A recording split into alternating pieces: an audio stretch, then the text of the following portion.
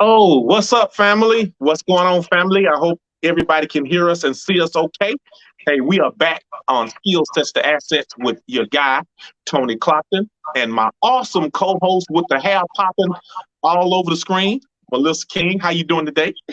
I'm good. I'm good. I'm better than yesterday. I fooled around and I don't know if it's sinuses and allergies or I didn't caught a summer cold, but yesterday I was beautiful. But Uh-oh, hey, I'm here today, you're here smiling. today. Yeah, by the grace of God, we are all here today.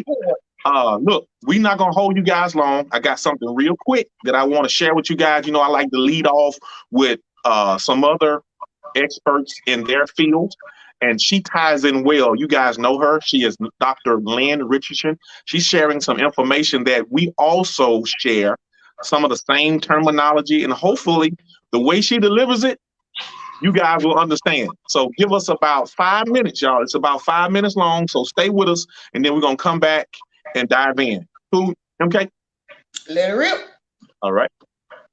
And I was making $80,000, $90,000 a month, not a year. It did not matter. So the number one thing that I have to say to people is more money doesn't solve a money problem. If it did, millionaires wouldn't go bankrupt. There's only one way for us to start to, get on this path to being financially free, and it's to spend less money. We come from a history of having. And so when we get the opportunity to have it, it's not that we are not intelligent. It's not that we aren't capable. African Americans and people of color, we are presidents. We go to the moon. We are astronauts. We are academically inclined. But when it comes to wealth, we are last. And so I tell everybody to live by the 10, 10, 30, 50. The first 10% you tithe, the next 10% you save. Right now in a pandemic, we've had a great opportunity. As a matter of fact, consumer spending, our consumer saving is up 10% from 5% up to 15%. The next 30% is cash, and cash helps you avoid a spending addiction, which is what you have when you go to the grocery store for toothpaste and walk out with $179.47 worth of stuff you don't need, talking about it was on sale, and it wasn't on sale for you. And the remaining 50% stays in your checking account for your bills. So that's really the basics of it. There's a lot more to it. We have to spend less money. We have to get more money, because the more money you make, the more the IRS will take. So we have to have multiple streams of income, and then we have to learn how to get our money back. You see, if you went to the grocery store and you bought $300 worth of groceries and you came home and ate them all, and the grocery store manager said, come back and get your money, keep the food, you'd go back and get your money. But that's what the IRS says. The IRS says if you have a business, and I'm talking any home-based business, I'm talking DJs, nail technicians, makeup artists, babysitters, lawnmowers. If you have a home-based business, the IRS says when you go out to eat and you eat for business, you get your money back. When you can hire your kids to work in your home-based business. So many kids are home right now. So we have to learn the rules of the money game and then play the game by the rules. And I think right now, with the new administration coming in, I think this is the prime opportunity for people of color to really dig in and not be embarrassed, not be ashamed, because everybody has either had a money problem, is having a money problem, or will have a money problem at some time in the future, but to start to really do the homework to get our money straight. Now, how did you let me ask you a question. What about your $80,000? Yeah. How did you spend $80,000 a month and still broke? What were you spending? Were you flying private? Were you popping bottles? What were you doing spending $80,000 a month? I started out making, just like everybody else, I started out my first job making $25,000. Then you get a raise, now you're making $50,000 a year. Then you get into your flow, now I'm making $100,000 a year. Then I go into sales, now I'm making $50,000 a month. So here's the deal. If you get a raise and raise your expenses, you no longer have a raise. You in bondage, right? So what happens is when we get a raise, you get a $25,000 raise, you buy a $50,000 car. You get a $100,000 raise, you buy a $200,000 house. So my issue wasn't a spending addiction. Really, my issue wasn't buying clothes. It wasn't buying drugs. I don't smoke. I don't do anything. I had an issue worse than that. I thought I was God. I thought I could save everybody. So when my family members needed money, I would loan money to people even when I didn't have it, so they wouldn't think I was broke, which I was. So then that's a cycle. My kids were all-star cheerleaders. We were traveling all around the country.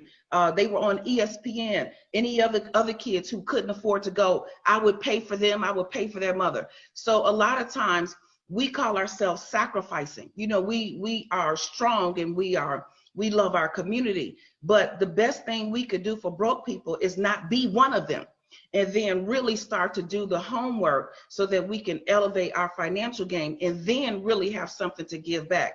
But that's what it was. I got a bigger house. I got more cars. I took more trips. And I did not have a budget. I used to think budgets were for broke people. Isn't that crazy? Like the biggest institutions on the planet, they have a budget. And guess what?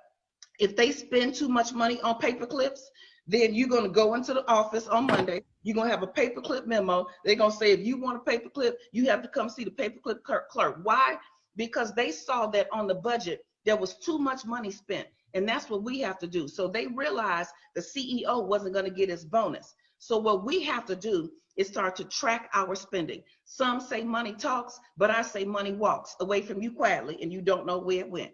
I wish money was here. I'm about to roll bounce up out of here. And when you come find me, I ain't gonna be here. But it does not talk. So we have to go and track every single dime. And what happens with us, we all say it's just. How many times have we said it's just? It's just $2. It's just $10. It's just $100. It's just $1,000. So when you add up all the it's just, that's where your wealth is. Mm-hmm.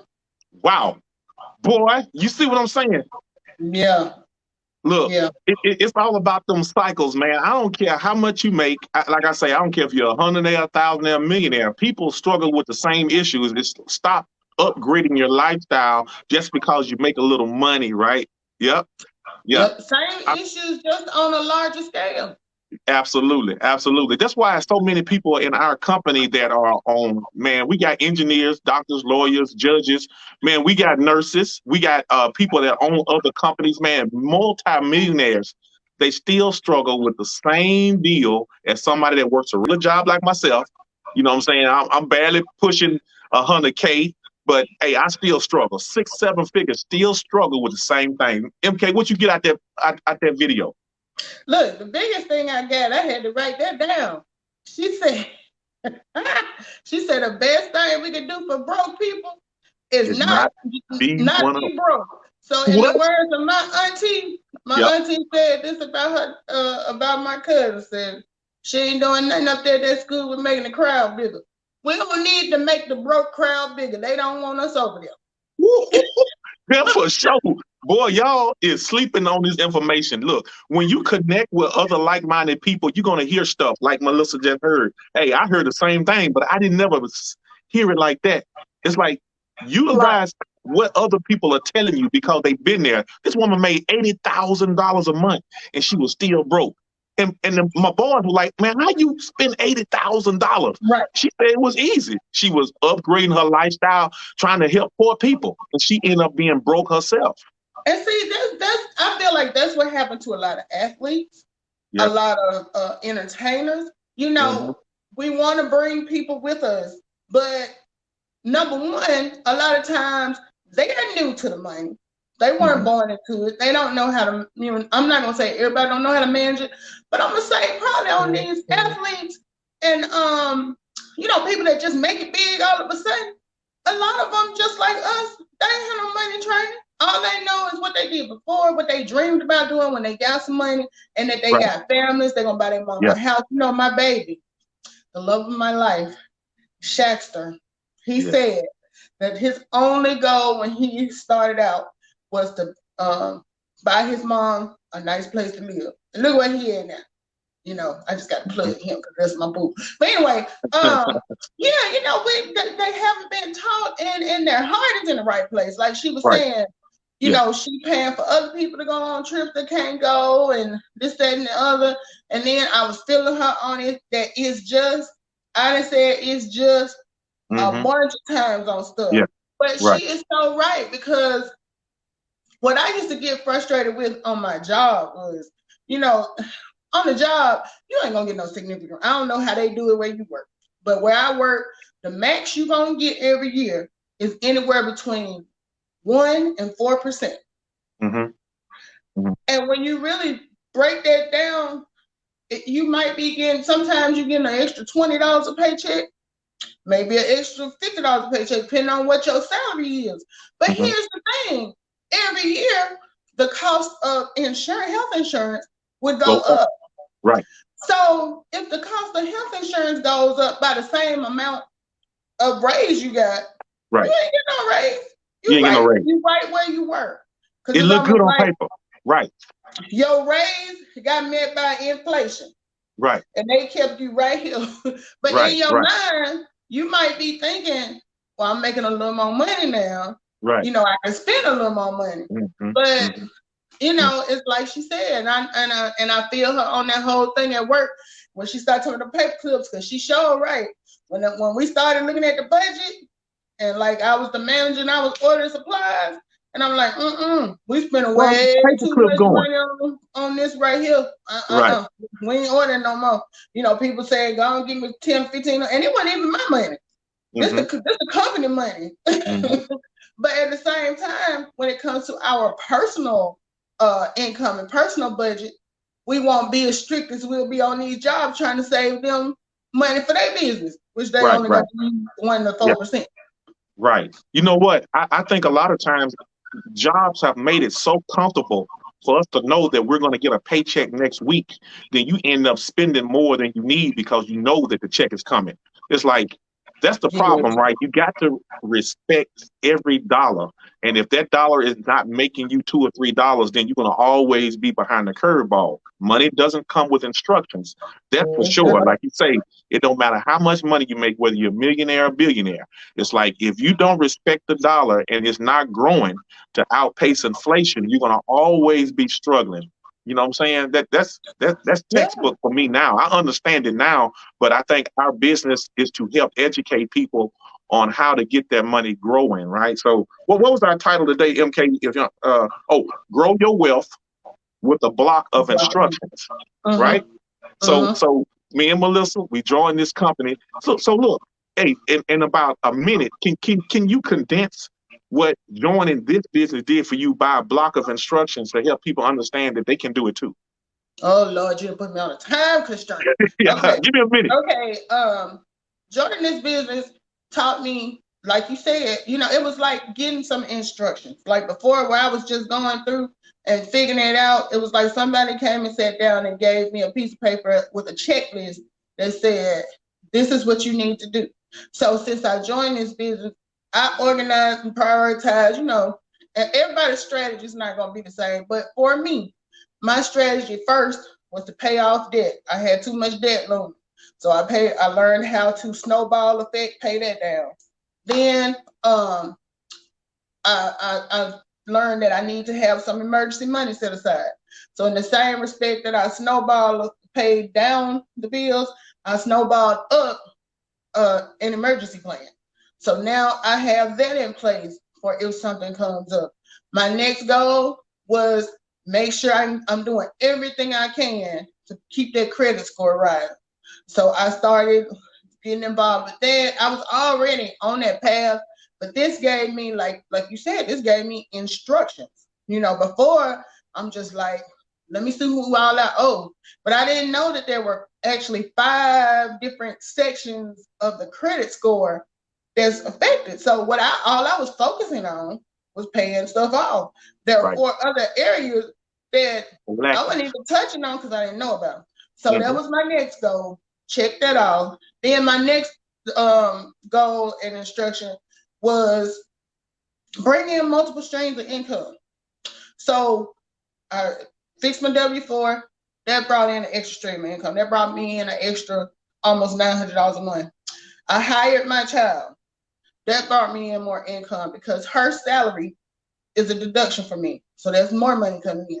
My next thing I did was look into what I was already doing with my retirement and seeing what investments I can make and learning what it means, learning the difference between an IRA, a 401k, a mutual fund, you know, all of them terms that was just floating around.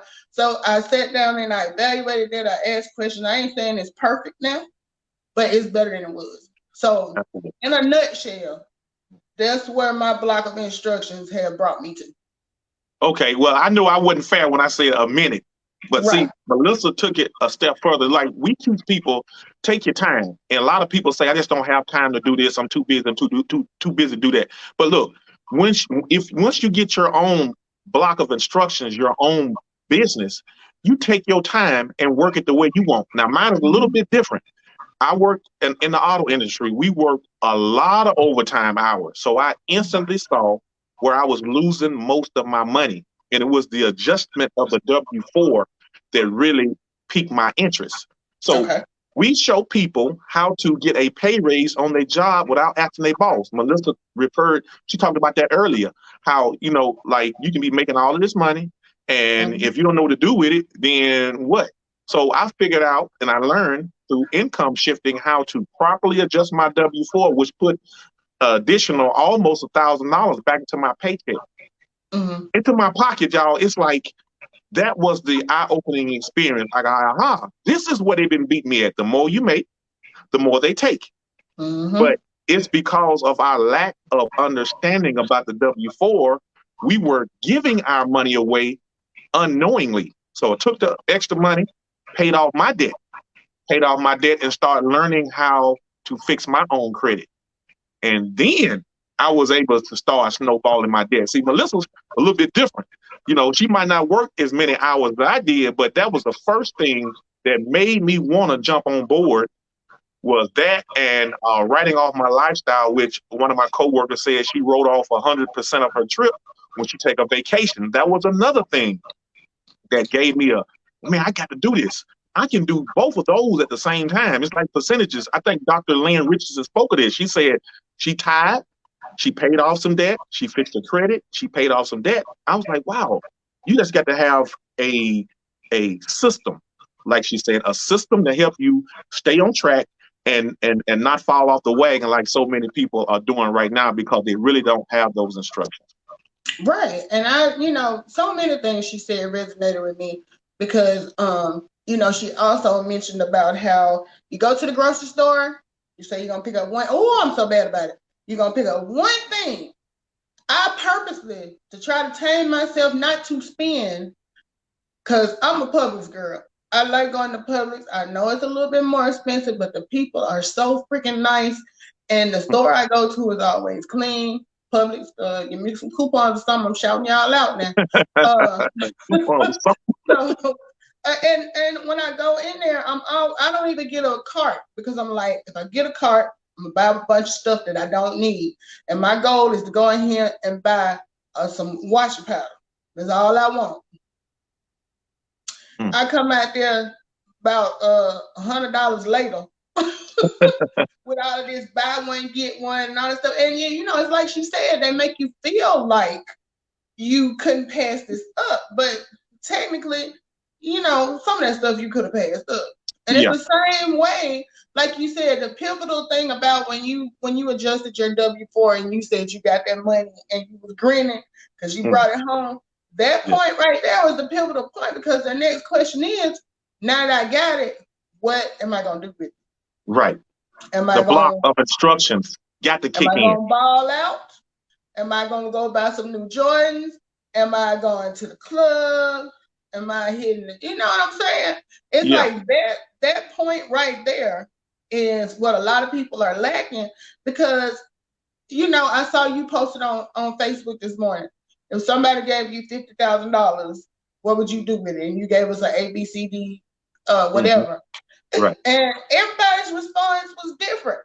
But if you got instructions, you kind of don't even have. I know for me personally, I would pay some bills. So it's all about your priorities or whatever. But if you don't have instructions, you headed somewhere. You headed to the casino. Oh yeah.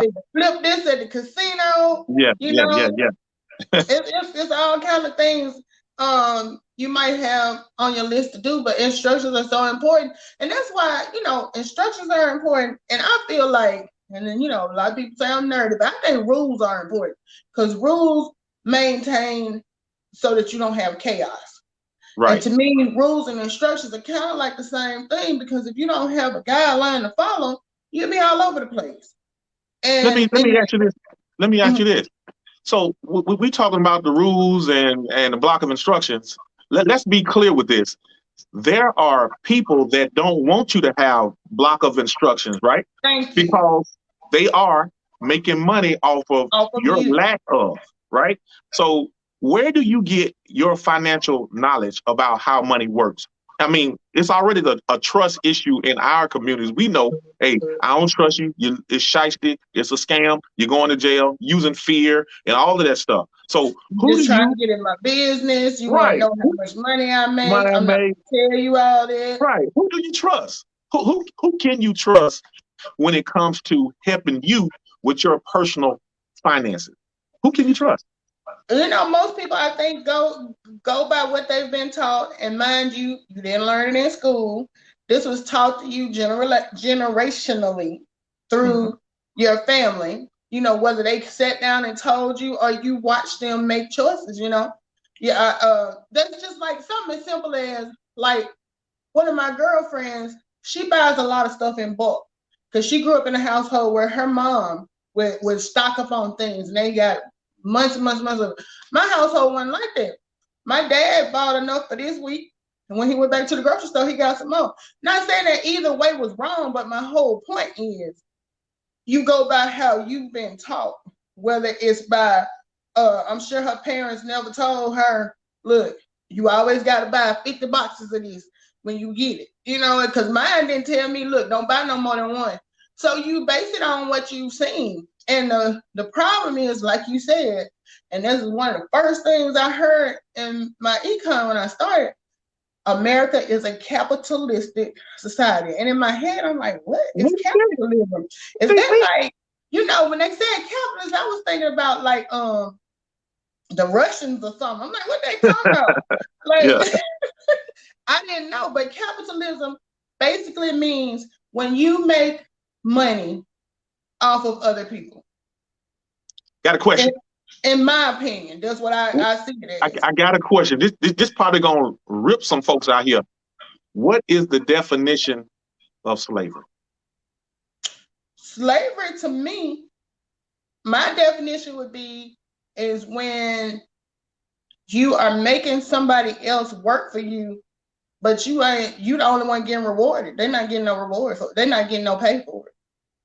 So what's the difference between slavery and debt? It's the same thing. It's the same thing. You know, I've seen so many posts, and I'll you know, some of them can be graphic because you'll have the black people in the chains and the slave scene, and they'll have a picture of a credit card, and it usually says debt is the new slavery, and it sounds crass when you hear it or when you see it, but it's the truth. Because if you have bought something and let's say you paid $200 for it, and you know, I ain't gonna get on my sob story with the not buy here, pay here, but the payday loan, because to me that was pure slavery. It's like you done paid that $200 off months ago, but you still got to keep working, because what is it that Mr. Stokes says? Interest is the cost you pay for buying things you can't afford.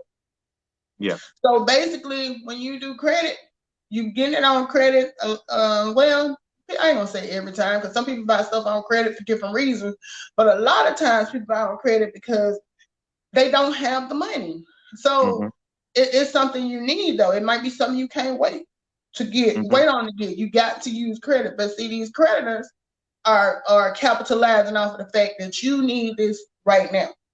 So they basically saying, okay, I can give it to you, but you're gonna have to pay me more than it's worth. And even once you done paid it off, you still paying them depending on how big of a purchase it was, what your credit score was, what kind of interest you had. So they capitalizing off of what you need. Okay. That makes sense. Deanna said, hey, Tony and Melissa at work watching in bush watching. So she working and watching. Okay. Okay. Yeah, I apologize. I can't see anybody's comments. So Melissa, if you see somebody, just feel free to shout them out. Okay, hey, this is an eye-opening experience for me, and hopefully somebody out there that help people understand that it's a mindset. A lot of us have been conditioned to think that you can't become wealthy, but we're telling you you can, because we freed ourselves up, and our results are speaking for us. It's not like somebody told us to say this. It's like we are applying these strategies. You got a call.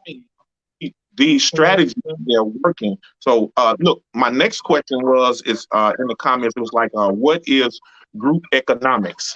So Melissa, I already know what it is because I did look it up. Do you know in your mind your definition what group economics is?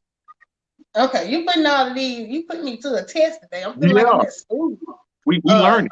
Before I answer, let me shout out to Delencia. She said, hey, she over there on our Facebook page. Hey, Delencia Renee. Okay, so for me, when I think group economics, I think a group of people getting together and working towards the same goals and trying to build together.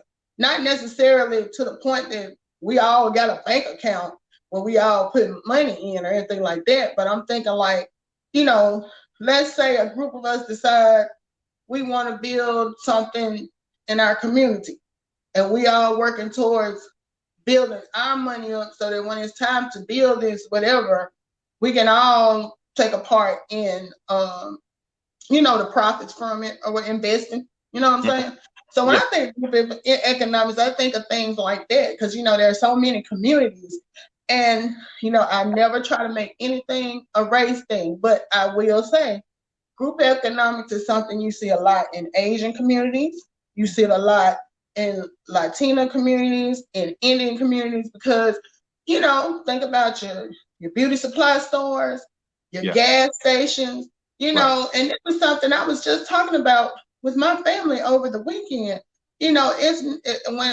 I've always heard that, like, with the Asian community, when somebody new moves here, they all get together and help this person get established and get started. And then they grow the community. And then you got people who have been here since birth for generations and generations. And we don't have stores and things like that. But, a lot of times over here, because it is a capitalistic society, and a lot of times it's so big on, not with us trying to make money off of each other individually. We don't do the group thing a lot of times. Yeah. And, I ain't going to say, a lot of people don't do it because they haven't been burned before. Like, you may have had opportunities where you were open-minded about doing something, and somebody, ripped you off, made money off of you. This dreaded pyramid that I always hear about, some stuff like that. So, people go by, they're apprehensive and extra careful. But then sometimes when you're extra careful, you can block your own blessing. Yeah, by being overly, overthinking it or procrastinating. I'm not saying jump on every opportunity to come through, but if it's something you're interested in, like with this, like I say all the time, I watched you with this for a good 6 to 9 months. Not that we was talking every day and we was cool like we are right now back then, but I watched you from a standpoint of I saw you on Facebook. I was checking out your posts, all that stuff. And then, just like with Candy, when she said she was checking us out, she went to the Better Business Bureau. She did her research on YouTube, different places to see what kind of comments she checked out, do that type of work. And then if your gut still tells you this is not the opportunity for you, that's different. But, some people just shut down before I ain't fool with that. I don't want to hear about that, blah, blah, blah. And sometimes you block your blessings because think about all of the people who got approached about Netflix probably when they first got started. And somebody was like, man, that ain't gonna work. And people got cable. They ain't finna pay you $7.99 a month to watch TV. Yeah. What they thinking now? I done been there. I done missed some opportunities. I think I did a post a couple of days ago. I said missed opportunities will cost you, and it's like I like to lead by facts when I speak of the W-4 adjustment. I read it right off of the paper so people can understand it. We talking about educating, right? And sometimes what you learn becomes your truth. Nobody got to say, well, I heard it from Tony. No, Tony showed me where I can go read it for myself. And then you take that information and share it with somebody else. I already know that everybody that has a job is being overtaxed. But they're on a different tax bracket. I read that for myself. Now, I'm going to show you where I learned it. So now you got it. Now you can't say, Tony told me. No, Tony didn't tell you. You got, I showed it right there in the IRS. You can hire your child. I showed you where that. So it's as what we're teaching right now is like you can show people where you got it. And it's not like word of mouth. It's not like he said, she said. It's like it's backed by facts, right? Right. And that's how we grow up here. Anytime you go to irs.gov, that's official. You know, that's like we're not saying this. This is a government thing. And, you know, a lot of information is put out there for us. Number one, we don't know where to find it because we're not directed to it. And that's to me, and this could be conspiracy theory me, but I think that's intentional a lot of times, that we're not directed to certain things. We've been conditioned to think that certain opportunities were not created for us. But my thing is, you define who us is. When you say us, you know, like I was telling you before, well, who is us? People who from Alabama? People from Portland? Right. People who drive a Ford? What? Yeah. You know, you define who us is. It's like if you decide you don't want to do this, don't blame. Own up to the fact that you're not willing to give it a try. Don't say, well, I can't do it because they, you know, they don't want me to have nothing. I wasn't supposed to have nothing. It's designed that we don't get ahead. No, it's not. You know, now I'm not gonna say it's gonna be just easy peasy, but the instructions is there if us folks can get them and follow them while we can. Absolutely. That you said it on the head. It's like you got the instructions. All you have to do is follow them. And that's one of the things that the co-founder said, that if you can follow instructions, you can become wealthy. Follow somebody already wealthy. He always talks about it. He said, making money is subject specific. You can't talk to a doctor or a nurse about getting wealthy because they're working in their field at somebody's job. They are on a time constraint. We are trading all of our time for dollars. Don't you think those doctors and nurses get burnt out at their job, wishing they could go home? Their feet hurting, their back hurting. They love patients, but they also love being at home resting, right?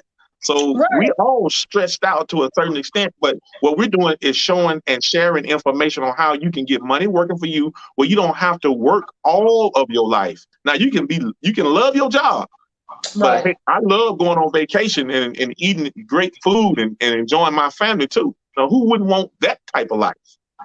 Look, I'm not gonna even look. I don't hate my job, but I ain't in no love affair with my job. I'm on my job because I have bills to pay.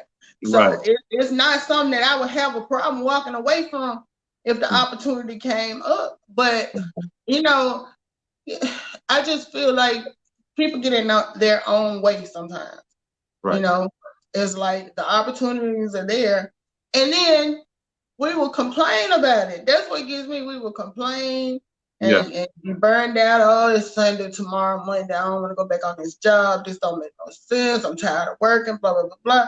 But, you know, we're always scared to take that step, to do something different, to get away from it, you know?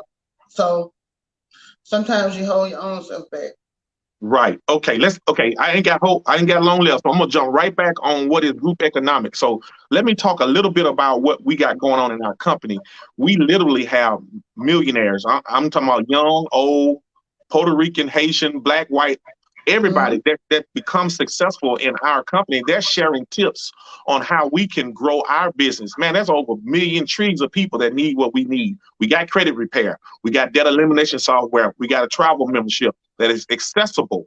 All you got to do is get your block of instructions. So I'm talking about people that on their A game already making 6-7 figures from home that are helping people at the bottom that don't know how to grow a business or that are looking to grow their business by just sharing. And man, I think that's what group economics is all about, is helping everybody grow collectively. You know, you sharing your ideas with me. I'm sharing your ideas and my concerns about why I'm not growing. They showing you, oh, this is what I did. And everybody wins. Ain't nobody jealous. Ain't nobody selfish. It's the mindset of the people that you connect with in group economics. It may not be your family and friends. You can't connect with strangers. Y'all got something, and y'all got connections right in the mind about, I want better. I want a better life. I don't want to work all my life. I want to be able to help somebody. Those are the people that me and Melissa are looking for. We're looking for people that's looking to help themselves and help others. And that's when the true blessings come in, right? That is. And you know, that's one of the things I was so impressed by. When I went to the first group function, which back then it was a game changer when we were going to Atlanta. Yeah. And before I went, I was like, I'm gonna go. I was, you know, I had joined I'm trying to think how long I had been in the business. I had been in the business, I'm gonna say maybe 4 or 5 months, because I want to say it was like in the spring, and I joined the year before in November. And I was like, everybody's been so nice, and it seems like everybody's on the up and up. Folks ain't around here trying to, you know, undercut nobody, and everything feels positive. So I gotta say, when I went to that meeting, I left there feeling so energized and so charged, and feeling like it wasn't nothing I couldn't do as far as making money. And you know, being around a group of people like that are like-minded, that everybody's goal is to see everybody else win, it was so refreshing. And I think that's what really made me come in and stay in. It's just positive. And then I'm looking at people that look like me, that's got the same attitude about helping each other. And you know, like you said, Tony, there were doctors there, there were lawyers there, there were mechanics there, people that worked at McDonald's were there. It was all different types of people, but then it wasn't no class. It was like all of us were there in the same class, learning the same thing together. It wasn't no bachelor's degree versus high school education. Right. It wasn't no PhD versus I quit school in 11th grade. We all were there with the same purpose. We all were there to learn, and it was just so positive. And that's what I like. And I think that's what kept me in for so long, and why I like doing this type of thing, because, you know, when we come on twice a week, we try to provide that same energy that we felt when we started, because it makes a difference. You know, being around negativity is draining. It's draining. Very draining. And it's hard enough when you're stepping out on faith and you try to do something new, and you already a little bit iffy anyway. You want to be around people that's like, you know what? Let's go. I was like that too. Let's get it. Don't worry about it. It's gonna be got fine. this. Yeah. You know, so that's what I found with this business. And you know, I say all the time, I got a gift. I don't know what it is, but until I find it, my econ had enough things inside of the business that I could still win, even though I don't know particularly what my area of expertise may be. And it's like you said, like Mr. Stokes. I appreciate Mr. Stokes and Mr. Curry, because these are two men that have made it. Both of them millionaires. They don't gotta help nobody else, and they still gonna be where they are. But they, for the last 16 years, have taken time that if you want to learn how to do it, we'll show you. We ain't gonna force it down your throat. You got to put the work in, but we'll show you. So it's like, do you see Trump doing that? Do you think Trump would do that for you? Who else? I don't know a lot of millionaires, so I can't name a bunch of them. Bezos, whoever the guy is to start Amazon, whatever. Those people don't give a damn whether I make $1 or not. Keep spending your money with me. With me. Keep paying me. That's what it's music. It's like somebody trying to warm up for a song. Me. But with I need your money. I need your money. Look, them the ones that's like, don't join that stuff. Get you a job.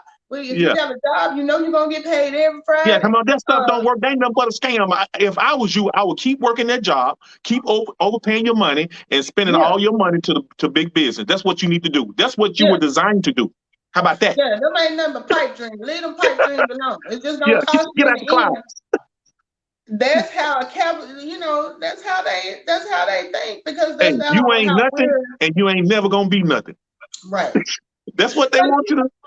Because here's the thing: if everybody took on the mentality that they were going to build their own business, who gonna work for them? Where they gonna get their employees from? How they gonna get from being $1,000 company to $1 billion company if everybody else is out there doing their own thing and they ain't got no staff? Show enough. I mean, I'm just saying. Saying. They're not gaining anything by encouraging you to go out and start your own business. Not a damn thing. Look, I'm gonna say this right here too. A lot of people keep stressing themselves about, I got to go get another job. I got to go get another degree. And the bottom line is, even when you go back to school, they're not going to teach you how to make more money. We just said making money is not going to fix your money problems. It's like you could literally take what you have and build on it. Leverage what you have and build on it. It's not always about a bachelor's degree or a master's degree. A lot of times those things are attached with a dollar amount. Y'all know what I'm talking about, student loan debt, attached with interest that you're going to be paying for the next 30, 40 years. We understand that. But the founders of our company taught us and helped us understand that making money is subject specific. If you know what you want to do, leverage that. But you don't need to have to go out and get 2 or 3 jobs or 2 or 3 degrees to make the type of money that you want. Right. And you know, like we always say, and like I've heard every leader in my econ say, we are never knocking a job. There's nothing wrong with having a job. But if you're under the impression that a job is going to make you wealthy, that is not designed to do that. A job is designed to keep you afloat, keep the economy moving, and for the people who own that particular company to continue to grow. But we're not knocking a job. I'm not knocking education. I myself have a bachelor's degree. I've had opportunities to go back to school, but once I've always worked 2, 3 jobs because, like I said, I watched my dad do that. He didn't tell me, Lisa, or they call me Lisa at home. He didn't say, Lisa, when you finish school, you need to go get you 3 jobs. He never told me that. But because I grew up seeing that, you know, automatically when I finished college and I started working, I got that first full-time job, and I was started instantly looking for some part-time. But I wasn't even, at the time, all I knew is I was trying to stack my money, stack the paper.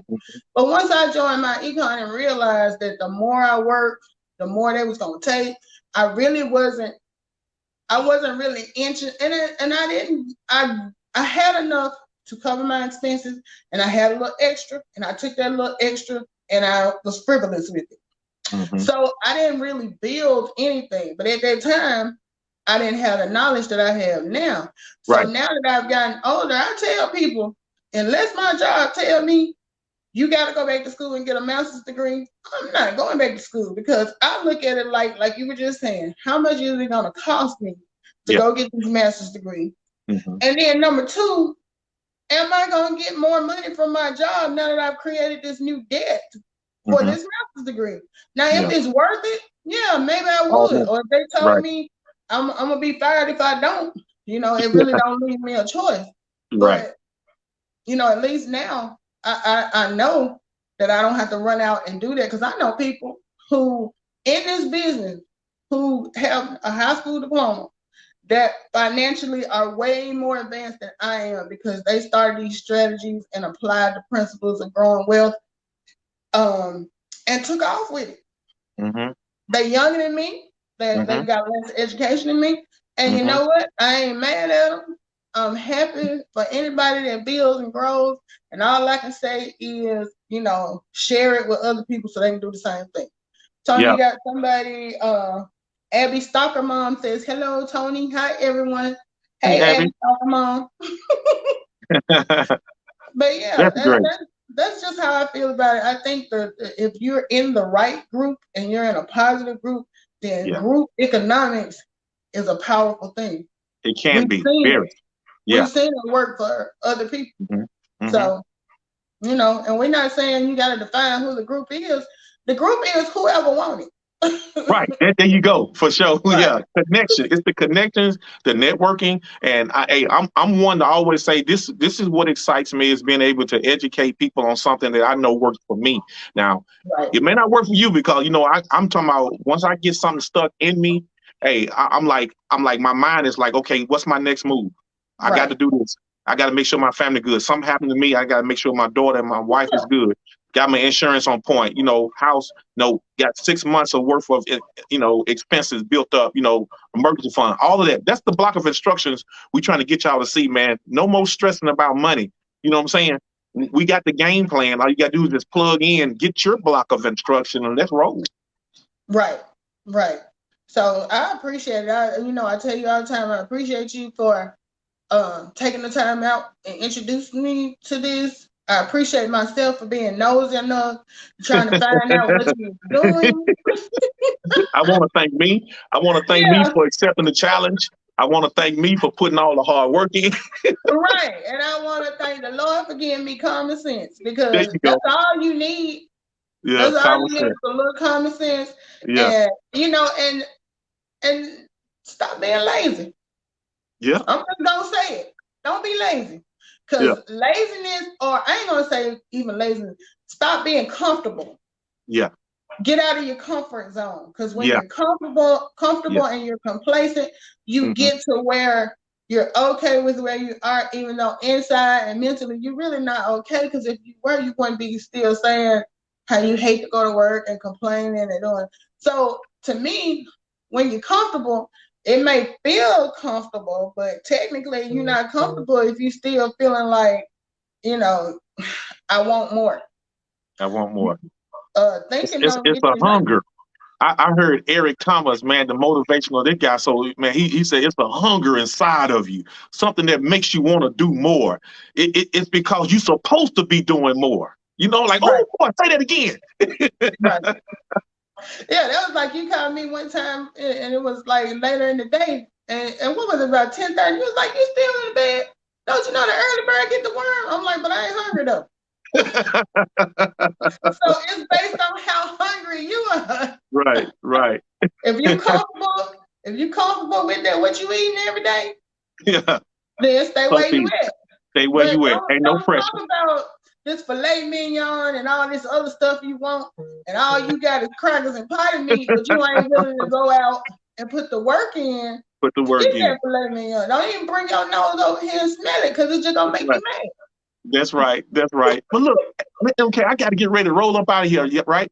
So look, y'all can get more information at www.incomeshifting.com.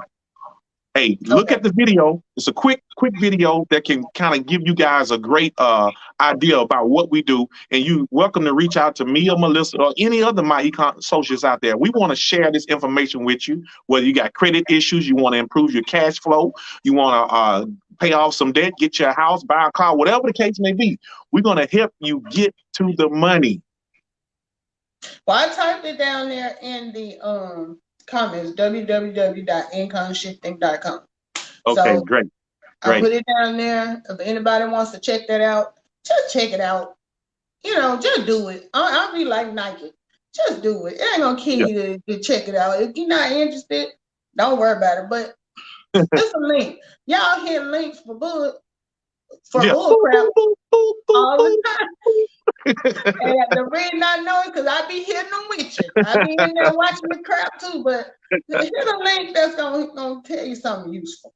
Right. So hey, we want to thank you all for coming on. I think we're gonna be back. Oh, you're gonna be doing your thing on Wednesday with the group? Yeah, I know you gotta work. But I will still be coming live tomorrow night. Anybody in Legacy Builders over on our Facebook page or that's a part of our group, come on. We talk about, it's like a laid back conversation. We do dialogue. Any questions you got, it's for the old heads, for the new people.